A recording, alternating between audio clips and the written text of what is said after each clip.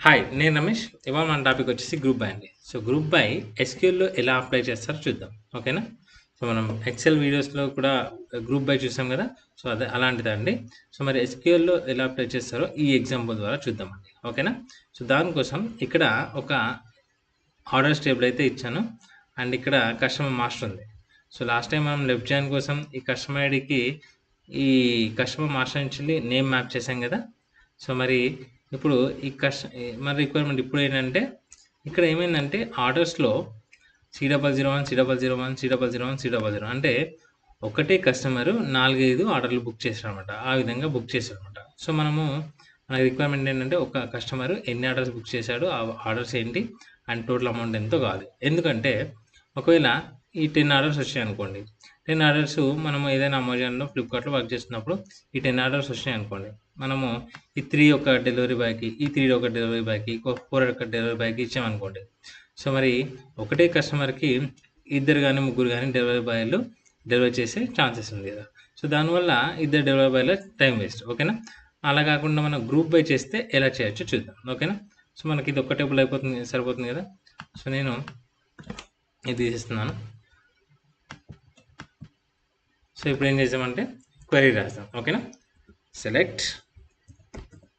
So group by చేసి మనకు ఒక టేబుల్ కావాలి. ఆ టేబుల్లో మనకి ఏం కావాలి, సెలెక్ట్ అంటే ఆ టేబుల్ నుంచి వెళ్ళి ఏమేమి సెలెక్ట్ చేసుకుంటాం. కస్టమర్ ఐడి కాబట్టి పక్క కావాలి కదా.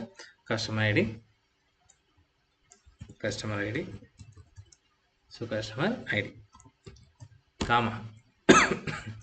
నెక్స్ట్ ఏదైతే అమౌంట్ ఉందో అమౌంట్ కస్టమర్ మొత్తం ఎన్ని ఆర్డర్స్ ఉంటే అన్ని ఆర్డర్స్ టోటల్ అమౌంట్ కావాలి కదా. సో కాబట్టి నేను సమ్ చేస్తున్నాను. సమ్ ఆఫ్ అమౌంట్ అనే కాలంని సమ్ చేస్తున్నాను. ఓకేనా? ఈ అమౌంట్ అనే కాలంని సమ్ చేస్తున్నాం. సమ్ యాజ్ కొత్తగా వచ్చిన కాలంకి మనము టోటల్ అమౌంట్ అని పెడతాం. ఓకేనా? Total amount comma.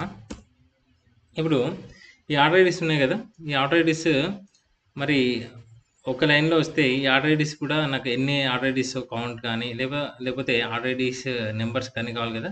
సో దానికోసం కామా సపరేటర్లో కావాలంట. 101, 102, C00, 106, 107 అలా ఆ విధంగా కావాలి. సో దానికోసం మనము స్ట్రింగ్ అగ్రిగేట్ అన్న ఫంక్షన్ యూజ్ చేయొచ్చు అనమాట. మనకి ఎక్సెల్లో ఏదైతే టెక్స్ట్ జాయిన్ అట్లా ఉంటుంది కదా కామా సపరేట్ చేయడానికి. సో ఇక్కడ స్ట్రింగ్ అగ్రిగేట్ స్ట్రింగ్ _AGG. ఓకేనా? ఈ ఫంక్షన్ యూజ్ చేసి బ్రాకెట్ ఆర్డర్ ఐడి కదా, ఆర్డర్ ఐడిని మనం చేయాల్సింది ఆర్డర్ ఐడి కామా. సో దానికి ఇన్వర్టర్ కామర్స్లో కామా ఇచ్చేసేయండి. ఓకేనా? ఇన్వర్టర్ కామర్స్లో మధ్యలో కామా ఉండాలి కదా, ప్రతి ఆర్డర్ ఐడికి మధ్యలో కామా ఉండాలి కదా. సో క్లోజ్ చేసేసి మరి దానికి కూడా ఒక హెడింగ్ పెట్టాలి కదా, యాజ్ ఆర్డర్ ఐడీస్ అని పెడదాం. ఈ ఆర్డర్ ఇంతకుముందేమో ఆర్డర్ ఐడి అని ఉంది కదా హెడింగ్. సో ఇప్పుడు ఆర్డర్ ఐడీస్ అని పెడదాం. ఓకేనా? సో ఎంటర్ కొట్టేస్తే, కానీ ఎంటర్ కొట్టేస్తాం కరెక్టే, బట్ ఈ ఆర్డర్ ఐడి అంతా కూడా కామా సపరేటర్ 101, 102, 106, 107 వస్తుంది. అంటే పెద్ద నెంబర్ వస్తుంది. ఆ నెంబర్ వచ్చినప్పుడు నెంబర్ వాల్యూలో ఉంటే అది 0 కానీ అలా కానీ చేంజ్ అయ్యే ఛాన్సెస్ ఉంది కదా లాస్ట్ డిజిట్స్. కాబట్టి మనం ఏం చేస్తామంటే దీనికన్నా ముందు టెక్స్ట్ ఫార్మాట్లో కన్వర్ట్ చేద్దాం దీని ఆర్డర్ ఐడిని టెక్స్ట్ ఫార్మాట్లో కన్వర్ట్ చేయాలంటే మనం ఎక్సెల్ అయితే టెక్స్ట్ ఉపయోగిస్తాం కదా, టెక్స్ట్ ఫంక్షన్ ఉపయోగిస్తాం కదా.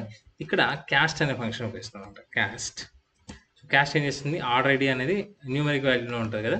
సో న్యూమరిక్ వాల్యూని కాస్త ఆ టెక్స్ట్లోకి మార్చేస్తుంది అనమాట. ఓకేనా? Order ID as variable character, 10 digits ఉన్న వేరియబుల్ క్యారెక్టర్ అనమాట ఇది. అంటే మ్యాక్సిమం 10 డిజిట్స్. ఓకేనా? సో ఇప్పుడు ఇలా ఇచ్చేసాం అనుకోండి, ఇప్పుడు ఏమవుతుందంటే సో ఆర్డర్ ఐడి అనేది టెక్స్ట్లోకి కన్వర్ట్ అయ్యి 101, 102, 103, 106, 108 ఎన్ని ఆర్డర్స్ ఉంటే అన్ని ఆర్డర్స్ అనేది కామా సపరేట్లో వస్తాయి అనమాట. ఈ స్ట్రింగ్ అగ్రిగేట్ ఏమో కామా సపరేట్ చేస్తుంది, ఈ క్యాస్ట్ అనేది ఆర్డర్ ఐడిని టెక్స్ట్ ఫార్మాట్లో కన్వర్ట్ చేస్తుంది. ఓకేనా?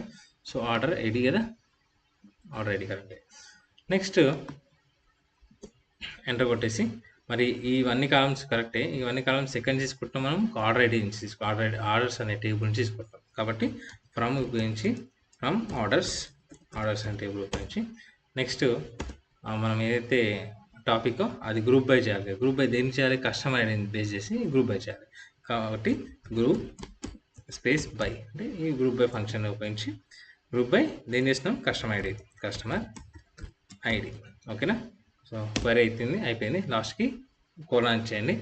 సో ఇప్పుడు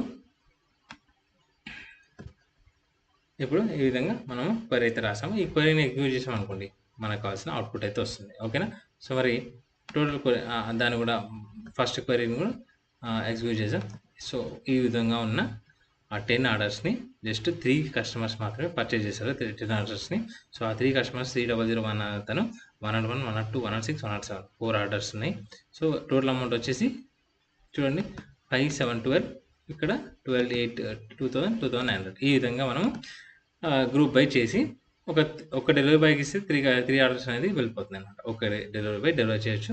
ఈ విధంగా మనం గ్రూప్ బై అనేది ఉపయోగించవచ్చు అనమాట. సో మరి ఇక్కడ ఆర్డర్ ఐడీస్ కామన్ ఉన్నాయి. మళ్ళీ ఆర్డర్ ఐడీని కౌంట్ లాగా కూడా తీసుకోవచ్చు. అలా చేయాలంటే జస్ట్ కామా ఇచ్చేసి ఇంకో కాలం ఏం కావాలి నాకు,